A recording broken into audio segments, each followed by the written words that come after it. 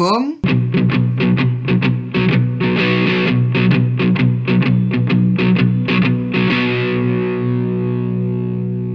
On entend tout et n'importe quoi sur le bio. C'est pas vraiment bio, c'est vraiment plus cher, c'est un truc de bobo, jusqu'à certains qui disent que ça n'existe carrément pas. Alors, à Waucon, on va essayer de voir de quoi on parle exactement et là où on en est à Avignon.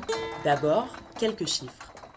Dans les dépenses alimentaires des Français, le bio représente 6%, c'est-à-dire 12 milliards d'euros en 2024.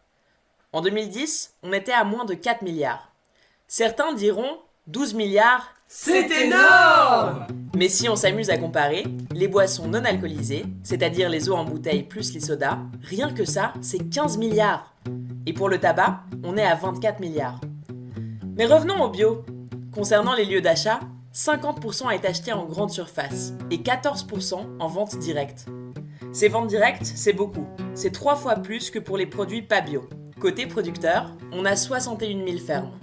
Dans ces fermes, travaillent 145 000 personnes. Le bio représente 10% des surfaces agricoles en national, mais 34% dans le Vaucluse, et même 37% dans les Bouches-du-Rhône. Pour résumer, si le bio est encore très minoritaire, il progresse régulièrement et côté production, la Provence est la région la plus bio de France. Mais pourquoi les gens mangent bio ?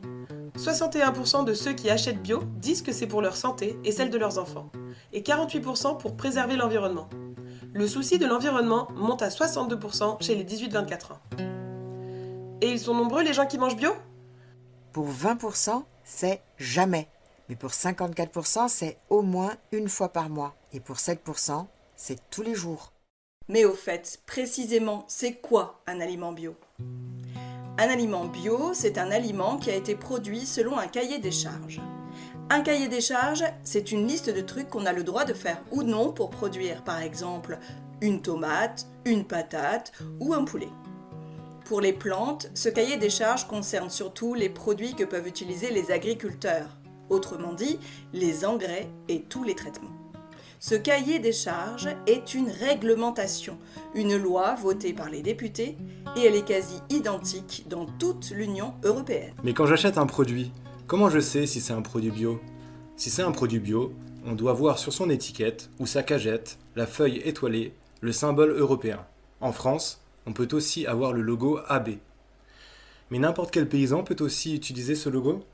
Non, ce logo peut être utilisé uniquement par un producteur qui l'a demandé et qui paye tous les ans une cotisation à un organisme de contrôle officiel.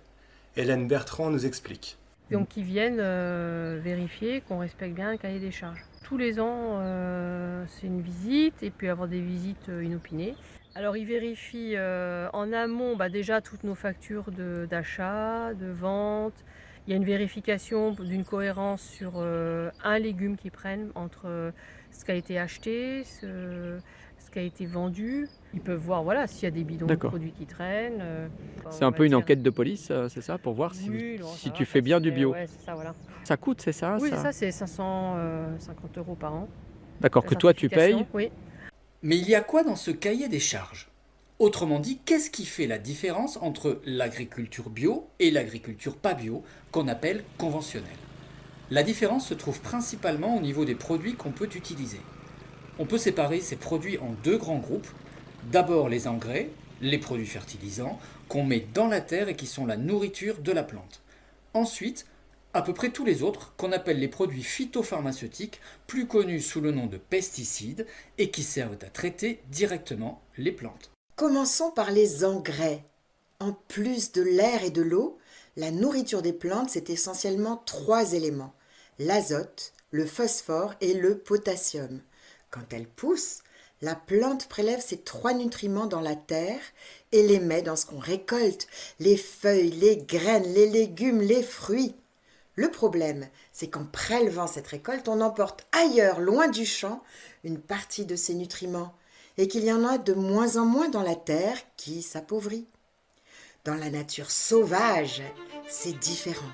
Par exemple, dans une forêt sauvage, il y a des feuilles, des branches, des ronces, des orties partout, des fourmis, des termites, des araignées, ça pique, ça salit les chaussures.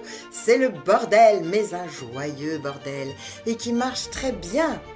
ce qui est fabriqué par les plantes cette année reste sur place, revient à la terre et nourrira les plantes l'année prochaine. Mais avec l'agriculture, les humains doivent compenser ce qui est enlevé. Et ça, c'est le rôle des engrais. En bio, pour l'essentiel, on ne peut utiliser que des engrais organiques, c'est-à-dire ceux composés de végétaux ou de produits animaux. Damien Baillet et Sébastien Éluin nous expliquent. Alors, par exemple, sur pois, je ne mets pas d'engrais supplémentaires. C'est la terre comme elle vient, en rotation de la culture. Sur certaines cultures plus gourmandes, tomates, aubergines, choux, poivrons, des choses comme ça, je vais mettre une base c'est un mélange en fait de fumier de cheval, de volaille et de bœuf. Voilà. Et c'est ça qui va servir en fait d'engrais de départ pour réamender un peu le sol. Il y a aussi un peu de fumier de cheval qui vont permettre de faire un amendement qui vont compenser le fait qu'on va extraire du sol une partie des nutriments puisque ça va dans nos légumes. Et ben en fait, grosso modo, ma technique là, c'est assez nouveau, c'est que je laisse complètement s'enherber, comme si c'était de l'engrais vert, parce qu'en fait, les adventices sont pas des mauvaises herbes, c'est des herbes qui justement poussent parce que le sol est adapté à elles, donc elles viennent recréer un équilibre. Donc je les laisse pousser, là je l'ai fait la semaine dernière par exemple, je laisse pousser, et une fois que ça atteint une taille qui est suffisante, en fait, je passe à ce qu'on appelle un rotavator, et en fait qui va travailler le sol sur 5, 6, 10 cm grand maximum et qui va enfouir les mauvaises herbes qui ont poussé. Donc ça va faire un sol très riche, enrichi naturellement avec les herbes qui sont nécessaires au sol. Et après je laisse poser tout ça, où je mets une bâche dessus, je laisse la vie du sol reprendre et je replante dedans. Pour bien comprendre ce qui se joue avec les engrais, prenons l'exemple de l'azote, un des 3 nutriments des plantes. En conventionnel, on peut utiliser des engrais azotés minéraux. Les plantes en raffolent. Mais ces engrais sont interdits en bio, pour plusieurs raisons. D'abord, ils produisent énormément de gaz à effet de serre lors de leur fabrication, mais aussi une fois épandus dans les champs. On estime que les engrais de l'agriculture sont responsables de 5% de toutes les émissions mondiales, à peu près autant que le secteur aérien. Ensuite, l'azote des engrais minéraux, qu'on appelle aussi les nitrates, n'est utilisé qu'à 50% par la plante. Le reste, ça part avec la pluie, dans les rivières, dans les nappes souterraines, et on les retrouve à la fin dans notre eau potable, qui à certains endroits n'est plus vraiment potable. Cet excès de nitrate est aussi responsable des problèmes d'algues vertes en Bretagne.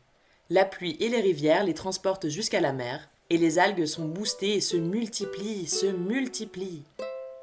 Alors oui, en bio, l'apport en nitrate est moindre. C'est une des principales raisons des rendements moins importants. Mais si on prend en compte les émissions de gaz à effet de serre, la qualité de l'eau que nous buvons et l'équilibre général des sols, alors le bilan est bien meilleur. Après les engrais, voyons maintenant la question des pesticides. Les pesticides servent à lutter contre les mauvaises herbes, contre les insectes et contre les maladies des plantes. Parmi les pesticides, il y a 2 grandes familles. D'un côté, les pesticides d'origine naturelle et de l'autre, les pesticides de synthèse, c'est-à-dire les molécules qu'on fabrique avec des procédés chimiques complexes. En bio, seuls les pesticides d'origine naturelle sont autorisés. En conventionnel, on peut tous les utiliser. Résultat des courses, 71 substances sont autorisées en bio, contre un total de 365 pour le conventionnel.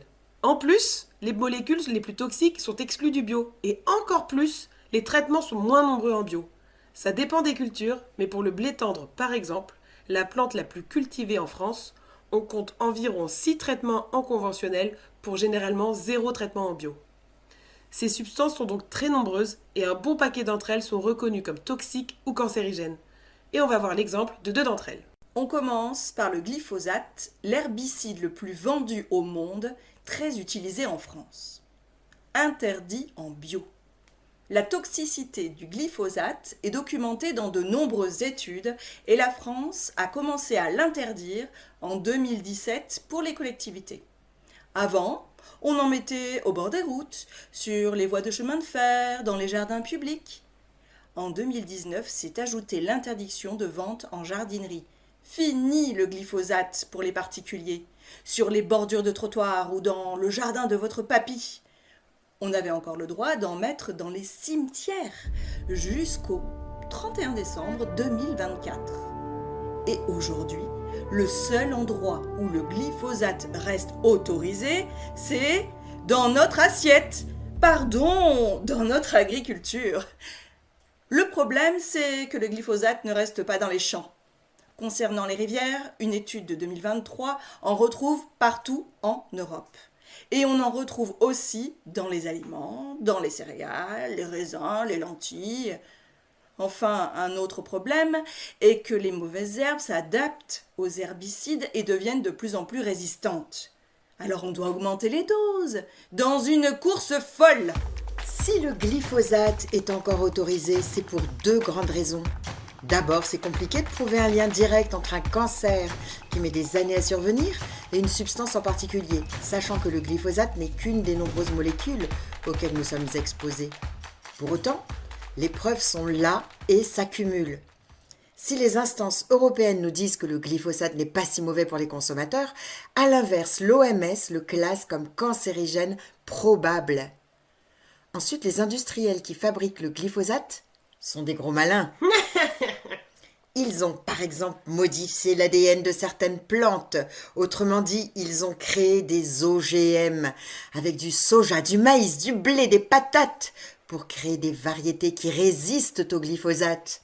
Avec la tolérance au glyphosate et au dicamba, pour donner à votre culture une longueur d'avance sur la vergerette du Canada et d'autres mauvaises herbes graminées, choisissez le prémélange Roundup Extend ou Extendimax avec un produit de marque Roundup. Des essais ont montré une augmentation de production de 161,3 kg à l'hectare.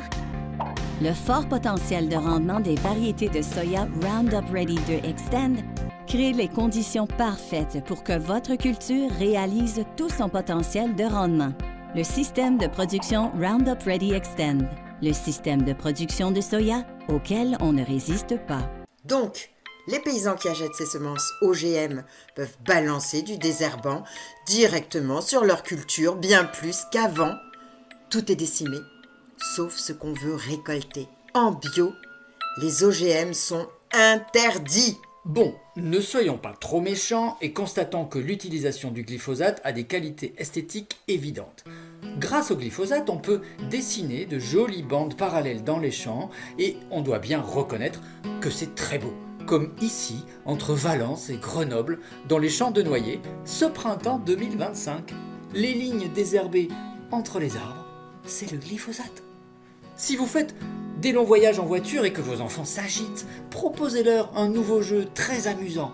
Le premier qui repère un champ avec des herbes fanées jaunes un peu rouges, il a trouvé du glyphosate. Il marque 1 point. Le premier qui atteint 100 points a gagné. Wouhou! Mais redevenons sérieux. Si les agriculteurs bio n'utilisent pas le glyphosate pour avoir de jolis champs avec des lignes bien parallèles, ils doivent avoir des champs bien plus moches, non? Eh bien, faut voir. Dans ce champ de noyer bio, par exemple, non seulement on laisse pousser l'herbe, et même on en rajoute, précisément des fèves. La raison, c'est que les fèves font partie des légumineuses, comme les haricots, les lentilles ou le soja, qui captent l'azote dans l'air et dans quelques semaines, toutes ces herbes seront coupées, broyées et laissées au pied des arbres. Non seulement on n'aura pas eu besoin de produits chimiques pour désherber, mais grâce aux fèves, la terre sera enrichie en azote et cet engrais vert remplacera les engrais minéraux dont on a parlé avant. Prenons maintenant un deuxième exemple de pesticides. Les taupins sont des petits insectes dont les larves vivent dans la terre. Les taupins sont moins jolis que les coccinelles et surtout, ils adorent les pommes de terre. Hélène Bertrand nous explique. Parce qu'il y a pas mal de problèmes de taupins, et taupin c'est... C'est en quoi agriculture, taupin c'est un petit ver de sol qui s'attaque aux racines, donc aux pommes de terre, aux carottes. Et une fois que c'est installé, nous, il n'y a pas de produit, on n'a pas de produit insecticide. C'est un insecte en fait, mais c'est la larve qui va manger les racines. Et on peut le traiter quand même Non, en bio, il n'y a rien. Donc après, c'est la rotation, c'est mettre des précédents. Souvent, ceux qui font la pomme de terre, ils font de l'ail. Là, dans la Drôme, souvent, c'est ce qu'ils font pour les terrains. Aérer la terre, essayer de retourner, pas labourer forcément, mais pour que les œufs soient à la lumière, ça les détruit. D'accord. Donc pas avoir de couvert trop longtemps, donc ça c'est embêtant par rapport au bio, mais... Mais Hélène est en bio, alors elle n'a pas le droit d'utiliser un pesticide pourtant fantastique qui lui aurait bien simplifié le boulot contre les taupins. Si elle n'était pas en bio, elle pourrait utiliser le Nématorin 10G de Syngenta. Il suffirait qu'elle en mette des granulés dans la terre, et bye bye les taupins. Bon, cet insecticide est assez puissant. Sa fiche produit nous dit que pour protéger les eaux souterraines, on peut l'utiliser maximum une fois tous les 3 ans, qu'il ne faut surtout pas laisser de granulés en surface car c'est toxique pour les oiseaux. Et la fiche nous dit aussi que pour manipuler ce produit, Hélène devrait porter des gants, une combinaison, des lunettes pour protéger ses yeux et un masque pour respirer. Enfin, pour avoir des pommes de terre pas trop toxiques, Hélène devrait attendre 3 mois minimum entre le jour où elle met le produit dans son champ et le jour où elle récolte les patates. Bon, on n'a pas le temps de présenter les centaines de molécules que les agriculteurs conventionnels peuvent mettre dans leurs champs. Mais on va pas dramatiser. On peut se dire que si les produits sont bien utilisés en suivant les recommandations des fabricants, d'accord, c'est un peu dangereux pour les paysans, mais ça reste dans les champs. Et notre nourriture n'est pas empoisonnée, et on peut manger tranquille, et il n'y a pas de quoi en faire un tralala. Eh ben si, on a vraiment de quoi faire un méga tralala.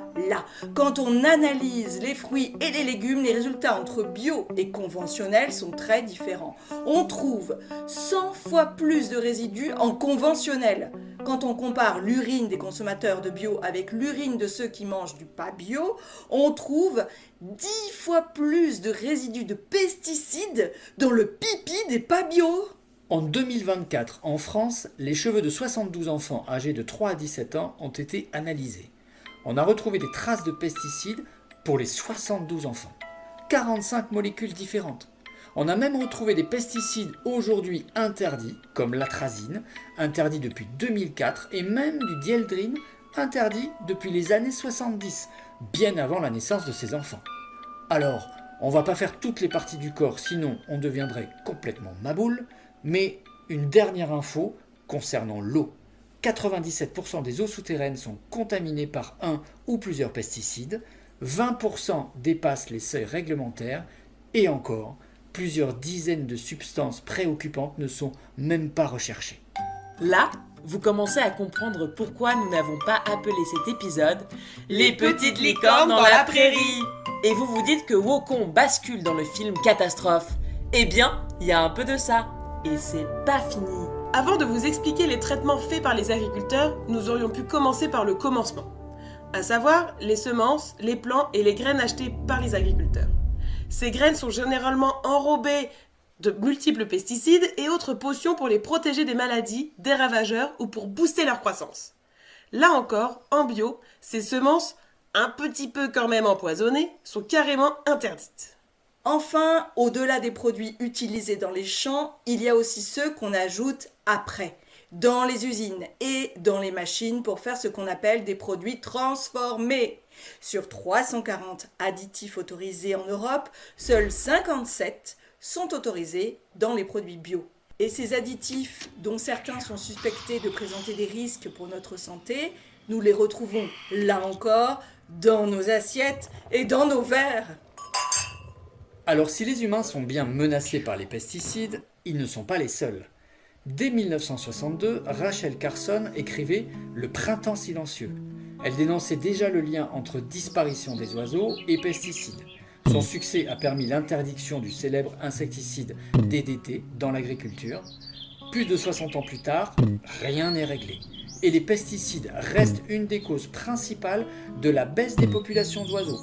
Dans les plaines agricoles, le nombre d'oiseaux a chuté de 60% en 40 ans. En avril 2025, un article du Monde évoque pour les insectes une chute de 80% en seulement 20 ans. Et là encore, les pesticides et le modèle agricole qui y est associé, industriel et productiviste, sont largement impliqués dans l'effondrement de notre biodiversité. Si les gouvernements autorisent encore l'utilisation de ces poisons, ils prennent quand même de temps en temps des mesures pour limiter l'exposition des populations. En France, la loi Egalim exige depuis 2022 que non pas 10, non pas 15, mais bien 20% des aliments des cantines soient bio. Cela concerne les enfants, avec les crèches, les écoles, collèges et lycées, mais aussi les universités, les EHPAD, les restaurants d'entreprise. Au total, c'est bien 4 milliards de repas par an. La loi demande aussi à toutes ces cantines de déclarer chaque année leurs résultats sur une plateforme nationale et d'informer leurs usagers. Waucon est allé récupérer les dernières données disponibles pour 22 communes de l'agglo et vous les livre maintenant en exclusivité. Côté école maternelle et élémentaire, sur 22 communes, seules 5 ont fait leur déclaration. Wokon rappelle aux autres que cette déclaration est obligatoire. Sur 5 communes, la petite commune de Sauveterre arrive en tête avec 73% de bio en 2023 et même 100% bio annoncé en avril 2025 sur son site. Arrive ensuite la grosse commune d'Avignon avec 43% de bio. Très bon score. Mais Sauveterre prouve qu'on peut aller plus loin. Pour rappel, l'objectif fixé est de 20%. Viennent ensuite Morières, Veden et Velleron qui doivent être actuellement pas loin ou même au-dessus des 20%. On a aussi une bizarrerie avec Pujol-Villeneuve qui ne déclare rien mais affirme sur leur site être actuellement à 25% de bio. Pour les autres communes, on ne sait rien. Les enfants et leurs familles ne savent pas si leur mairie respecte la loi. Les familles ignorent donc dans quelle mesure leurs enfants se régalent de pesticides tous les midis. Au-delà des écoles, on a quelques collèges, peu de lycées, quasiment rien pour les écoles privées. Il y a un gros manquement de transparence et la part de bio est encore largement insuffisante. Avec 20% de bio, la loi n'est déjà pas très ambitieuse. Et en plus, elle n'est même pas respectée. Alors on fait comment ? Déjà, quand on fait ses courses, on peut acheter davantage de bio. C'est un peu plus cher, mais il y va de notre santé. On trouve aujourd'hui des produits bio partout. Ensuite, pour les cantines, renseignons-nous auprès de nos mairies, de nos entreprises, pour savoir si la loi Egalim est respectée avec le minimum de 20% de bio, sachant qu'on peut aller bien au-delà. On peut aussi acheter local au maximum, des aliments bio qui ont poussé près de chez nous, par exemple dans des AMAP ou directement auprès des producteurs. On a des fruits et des légumes plus frais qui n'ont pas attendu pendant des jours et des jours dans des camions ou des entrepôts. Et on développe notre autonomie alimentaire, on réduit les transports, on développe une campagne sans poison autour de chez soi. Nos collectivités ont aussi un rôle à jouer en facilitant l'installation de fermes et d'exploitants bio au plus près de nos villes. Par exemple avec des exonérations de taxes foncières comme à Avignon, ou en soutenant des fermes comme le fait le Grand Avignon avec Semaille, qui produit plus de 50 tonnes d'aliments chaque année. Et acheter local, c'est aussi l'occasion de connaître ceux qui nous nourrissent, qui font un boulot souvent, pas facile mais extraordinaire, pour des salaires au ras des pâquerettes. Pour cette vidéo, nous sommes allés dans plusieurs fermes et nous avons rencontré des femmes et des hommes remarquables. Nous ferons une deuxième vidéo pour partager ce qu'ils nous ont confié, montré et expliqué. Pendant le Covid, nous avons applaudi les travailleurs des hôpitaux, c'était mérité et ça l'est toujours. Mais aujourd'hui, à Wokon, on a envie de remercier ces femmes et ces hommes engagés dans le bio et qui mettent plein d'amour dans leur travail et dans nos assiettes. Cette vidéo leur est dédiée.